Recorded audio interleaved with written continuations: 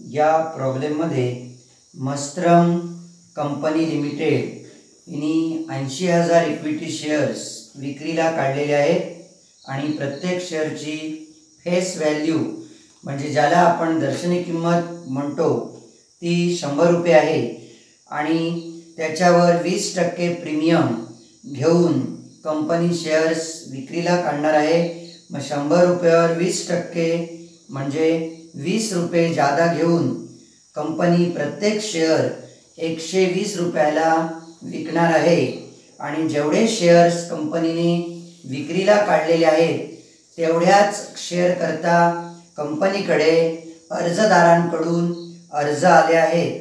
Company अर्जासोबत म्हणजे ॲप्लिकेशनच्या वेळी प्रत्येक शेअरवरचे मागवणार आहे 25 रुपये, अलॉटमेंटच्या वेळी मागवणार आहे 50 रुपये।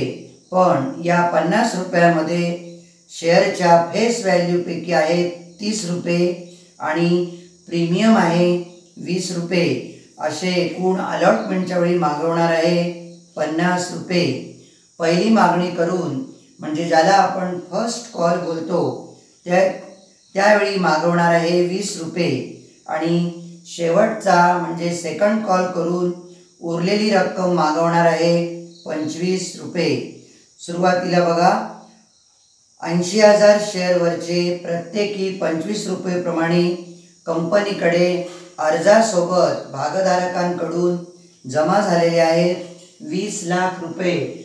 म्हणून त्याची पहिली एंट्री झाली आहे bank account debit 20 lakh to equity share application account 20 lakh being application money on 80,000 equity shares at the rate of ₹25 each received। आता अर्जासोबत आलेल्या संपूर्ण रकमेचे आपण शेअर कॅपिटलमध्ये रूपांतर करू शकतो। म्हणून दुसरी एंट्री झाली equity share application account debit 20 lakh to equity share capital account 20 lakh being application money on 80,000 equity shares at the rate of ₹25 each transferred to equity share capital account। आता अलॉटमेंटच्या वेळी म्हणजे प्रत्यक्ष शेअर्स वाटप करण्याच्या वेळी कंपनीने प्रत्येक शेअरवर 50 रुपये मागवलेले आहेत, परंतु या 50 रुपयामध्ये शेअरच्या फेस व्हॅल्यूपैकी आहे 30 रुपये आणि प्रीमियम मागवलेला आहे 20 रुपये। म्हणून एंट्रीमध्ये प्रीमियमचा उल्लेख आपल्याला करावा लागेल। म्हणून त्याची एंट्री झाली बघा equity share allotment account debit 40 lakh to equity share capital account 24 lakh to equity share premium account 16 lakh being allotment money on 80,000 equity shares at the rate of ₹50 including premium ₹20 each due। Due म्हणजे रक्कम तेवढी अलॉटमेंटच्या वेळी येणं बाकी आहे। आता ह्या 80,000 शेअरपैकी एक शेअर होल्डर जी अशी आहे रीमा नावाची की तिने 1500 शेअर्स कंपनीकडून खरेदी केले होते। त्या 1500 शेअर्सवरची प्रत्येकी 50 रुपये असे ती देऊ शकली नाही। म्हणून एकूण आपल्याला 78,500 शेअर्सवरचीच रक्कम भागधारकांकडून वसूल होईल। म्हणून 78,500 गुणिले 50 असं केल्यानंतर 39,25,000 एवढी रक्कम कंपनीला मिळू शकेल। त्याची एंट्री झाली bank account debit 39,25,000 to equity share allotment account 39,25,000 being allotment money on 78,500 equity shares at the rate of ₹50 each including premium ₹20 each received। आता कंपनी पहिला कॉल करून मागवणार आहे 20 रुपये म्हणजे 80,000 शेअर्सवरचे प्रत्येकी 20 रुपये प्रमाणे एकूण 16 लाख रुपये भागधारकांकडून कंपनीला ड्यू असतील. त्याची 5 नंबरची entry equity share first call account debit 16 lakh to equity share capital account 16 lakh being first call money on 80,000 equity shares at the rate of ₹20 each due. आता पहिल्या कॉलची जी रक्कम आहे एकूण 16 लाख रुपये, त्यापैकी सुद्धा ही जी रीमा नावाची शेअर होल्डर आहे की जिने 1500 इक्विटी शेअर्स खरेदी केले होते, तिने पहिल्या कॉलची रक्कम सुद्धा कंपनीकडे जमा केली नाही. म्हणजे फक्त 78,500 शेअर्सवरचे प्रत्येकी 20 रुपये प्रमाणे कंपनीकडे जमा होतील. 15,70,000 त्याची एंट्री बघा. Bank account debit 15,70,000 to equity share first call account 15,70,000 being first call money on 78,500 equity shares at the rate of ₹20 each received. आता कंपनी शेवटचा आणि सेकंड कॉल करून मागवणार आहे 25 रुपये. म्हणून 80,000 शेअर्सवरचे प्रत्येकी 25 रुपये प्रमाणे पुन्हा 20 लाख रुपये भागधारकांकडून कंपनीला ड्यू असतील. त्याची 7 नंबरची एंट्री झाली equity share second call account debit 20 lakh to equity share capital account 20 lakh being second call money on 80,000 equity shares at the rate of ₹25 each due.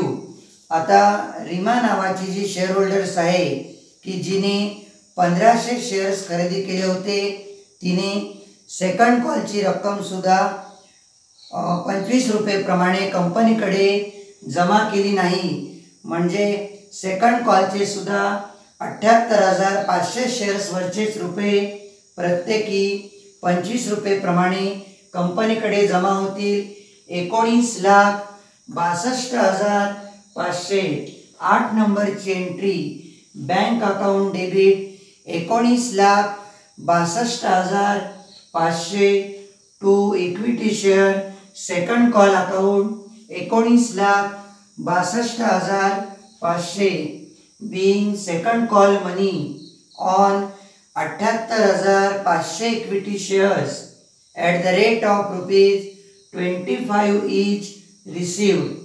आता कंपनीने असा निर्णय घेतला आहे की रीमा नावाची जी शेअर होल्डर्स आहे की जिने कंपनीकडून 1500 शेअर्स विकत घेतले होते, त्या 1500 शेअर्सवरची तिने अलॉटमेंटच्या वेळी सुद्धा रक्कम जमा केली नाही. पहिल्या कॉलची सुद्धा रक्कम जमा केली नाही आणि सेकंड कॉलची सुद्धा रक्कम जमा केली नाही. म्हणून कंपनीने तिच्याकडे असलेले शेअर्स जप्त करायचं ठरवलेलं आहे. म्हणून त्याची आता एंट्री बघा. आणि आता रीमाकडून अलॉटमेंटच्या वेळची सुद्धा रक्कम आलेली नाही आहे. म्हणजे अलॉटमेंटच्या वेळी जो कंपनीने 50 रुपयामध्ये जो 20 रुपये प्रीमियम मागवला होता, तो सुद्धा तिच्याकडून येणं बाकी राहिलेला आहे. म्हणून जप्त केल्याच्या एंट्रीमध्ये आपल्याला प्रीमियमचा सुद्धा विचार करावा लागेल. 9 नंबरची एंट्री बघायची नीट. Equity share capital account debit 1,50,000 तिच्याकडे असलेल्या शेअरची संख्या जे आपण जप्त केली आहे 1500 गुणिले शेअरची फेस व्हॅल्यू आहे 100, म्हणजे जिला आपण कॉल्ड अप व्हॅल्यू बोलतो. म्हणून 1500 गुणिले 100 बरोबर 1,50,000. त्याच्यानंतर तिच्याकडून प्रीमियम सुद्धा येणं बाकी राहिला होता. म्हणून equity share premium account debit 1500 शेअर्सवरचा प्रत्येकी 20 रुपये प्रमाणे 30,000 रुपये आपण डेबिट करायचे आहेत. पुढे बघा. To equity share allotment account 75,000 1500 शेअर्सवरचे अलॉटमेंटच्या वेळी मागवलेले 50 रुपये, म्हणून 1500 गुणिले 50 बरोबर 75,000 रुपये.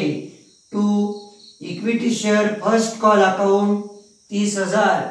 जप्त केलेल्या शेअरची संख्या 1500 आणि फर्स्ट कॉलच्या वेळी मागवलेले 20 रुपये, म्हणून 1500 गुणिले 20 बरोबर 30,000. To equity share second call account 37,500. जप्त केलेल्या शेअरची संख्या 1500 आणि सेकंड कॉलच्या वेळी मागवलेले 25 यांचा गुणाकार करून आले 37,500. आणि to equity share forfeiture account 37,500. इथे आपण जप्त केलेल्या शेअरची संख्या गुणिले तिच्याकडून प्रत्येक शेअरवरची आत्तापर्यंत मिळालेली रक्कम आहे 25 रुपये, जे तिच्याकडून फक्त ॲप्लिकेशन सोबत मिळाले होते, म्हणून 1500 गुणिले 25 बरोबर 37,500. Being 1500 equity shares forfeited due to non payment of allotment first call आणि सेकंड कॉल. आता 9व्या एंट्रीमध्ये जो आपण equity share forfeiture account credit केला आहे 37,500, तो आपल्याला कॅपिटल रिझर्व्ह अकाउंटला ट्रान्सफर करताना डेबिट करायचा आहे. म्हणून 10 नंबरची शेवटची एंट्री झाली आहे equity share forfeiture account debit 37,500 to capital reserve account 37,500. Being balance on equity share forfeiture account transfer to capital reserve account. या प्रॉब्लेमच्या इतक्याच एंट्री कराव्या लागणार आहेत जर्नलमध्ये.